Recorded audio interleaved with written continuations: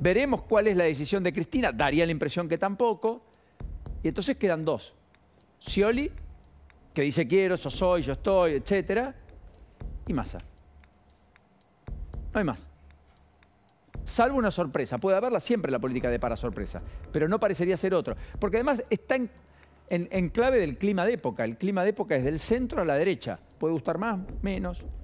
2011 fue del centro a la izquierda. 75% de los votos lo reunieron Cristina Fernández de Kirchner, Hermes Wiener, Ricardo Alfonsín.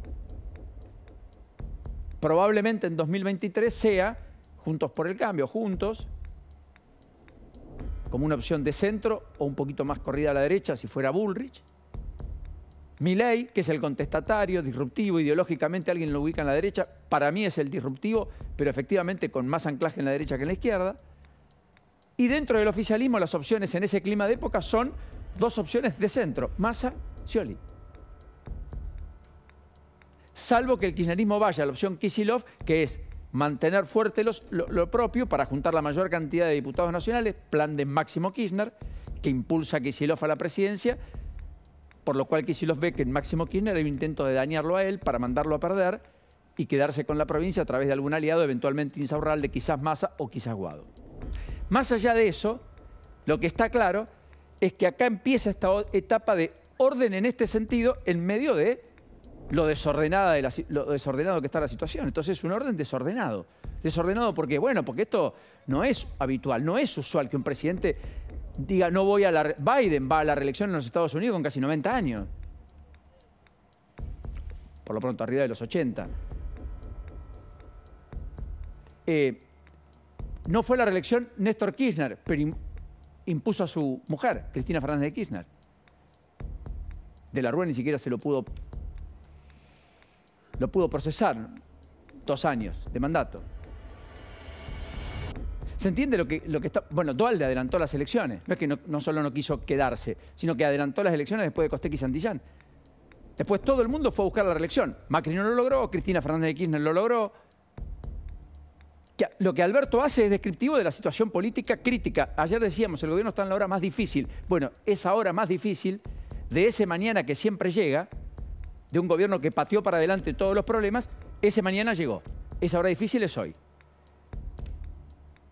Y hoy la aspiración de Máxima es evitar la explosión, la implosión, la catástrofe, y en todo caso es poner orden de manera desordenada, pero algo de orden que es mucho más que la nada, en el descontrol. Evitar el descontrol pleno. Y hacia ahí va el gobierno. ¿Para qué le va a alcanzar? Todavía es un enorme misterio e interrogante. En ese contexto se desenvuelve la interna oficialista. ¿Y por qué digo desordenado? Por estos datos de la economía. 3 gráficos quiero mostrar a propósito de esta segunda idea que se me ocurre que tiene que ver con, bueno, básicamente una idea donde el gobierno tiene a una economía descalzada y con incumplimiento. Y ahí tenemos 3 gráficos. El primero que quiero mostrar, si podemos cambiar el graph, es esta idea de que el gobierno incumple no solo la meta que está vinculada a la cuestión de reservas, sino también a la cuestión vinculada a la meta fiscal. Es este gráfico de Ecolatina, ¿ven? Estamos hablando del primer trimestre del 2023. Dice, el gobierno incumplió la meta fiscal porque efectivamente tuvo un nivel de déficit en marzo mayor al que muchos auguraban, 258.000 millones de pesos. Se sobregiró. El Estado dijo que iba a tener un déficit de X plata, 400.000 millones más menos, y terminó teniendo más de 600.000 millones. O sea, definitivamente las cuentas públicas crujen. Miren la segunda placa. La inflación está corriendo, la inflación, variación de ingresos y egresos, está corriendo por debajo de la inflación. La inflación está en el 104. Ahora fíjense, miren cómo es la variación de ingresos versus egresos. Y está cayendo.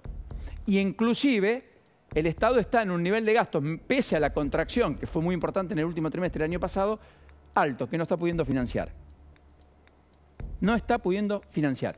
Y encima los socios comerciales le están comprando menos a la Argentina porque la Argentina tiene un mix entre poco competitividad o poco competitivo y hay productos que ya el mundo no lo... Mostremos el gráfico de lo que se conoció ayer como el intercambio comercial argentino con 1.000 millones de dólares de caída, de déficit. Donde efectivamente aparece la Unión Europea con una caída de 19% en las exportaciones. China, 14%. Estados Unidos, 43%. O sea, Argentina le exportó 43% menos en marzo de este año que en marzo del año pasado a Estados Unidos, 14% menos a China, 19% menos a la Unión Europea. Le exportó 16,5% más a Brasil. Que le exportó a su vez a la Argentina, es decir, la Argentina le compró 19% más. Por lo tanto, hay un saldo negativo acá de 500 millones de dólares con Brasil. Y bueno, y está Perú 13% arriba. Perú es el único que está descalzado, al igual que Paraguay. O sea, fíjense, los socios, Brasil, Perú y Paraguay nos compran más.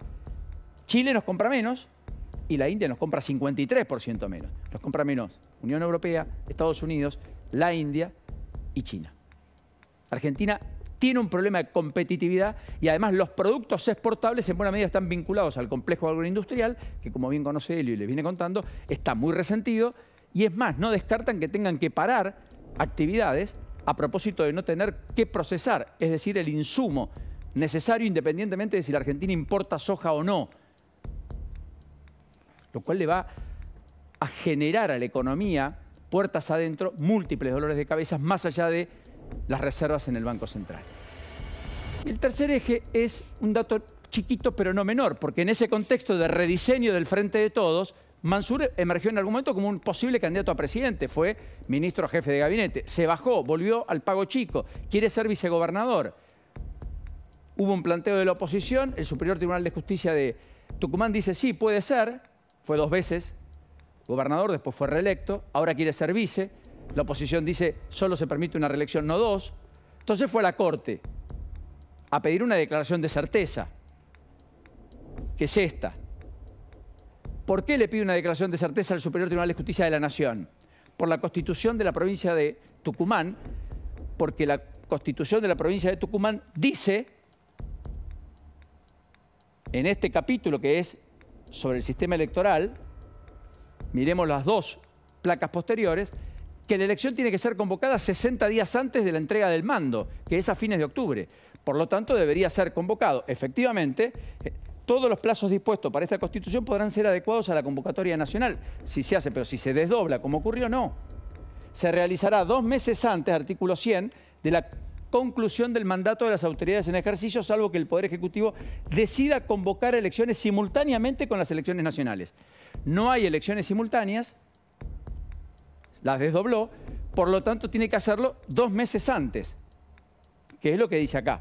La elección de autoridades se efectuará 2 meses antes de la conclusión del mandato de las autoridades en ejercicio, salvo lo dispuesto en el caso previsto en el inciso anterior, que era que fuera conjunta con la elección nacional. No ocurre en ninguna de las 2 cosas, la Constitución provincial es taxativa.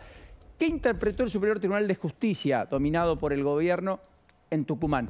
Que eso era inconstitucional, pese a que lo habían redactado los constituyentes del 2006. En buena medida dominados por el peronismo, en el interregno Miranda-Alperovich. ¿Quién va a definir esa cuestión? La Corte, que va a definir una segunda cuestión y última, que es la de Mansur, si puede o no ser reelecto. Planteo que acaba de entrar hoy al máximo Superior Tribunal de Justicia y que ha hecho Germán Alfaro, el candidato a vicegobernador, con Sánchez, que está acá, el radical, en ese Juntos que terminó generando una conformación de poder de Juntos en la amenaza de una decisión, de una ruptura en una sangre que no llegó al río, de cara a una elección que, insisto, la Corte puede intervenir y en perspectiva está prevista para el 14 de mayo, es decir, dentro de 3 semanas. Mañana no más. Por lo tanto, se impone que la decisión de estos integrantes de la Corte sea perentoria, rápida, muy veloz.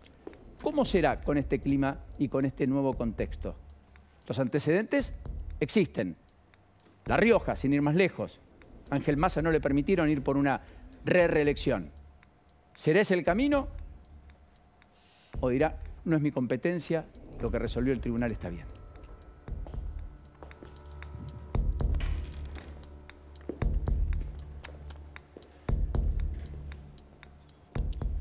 Bueno, y atención con esta información porque acaban de hackear el servidor de la ANMAT. Estamos hablando de la administración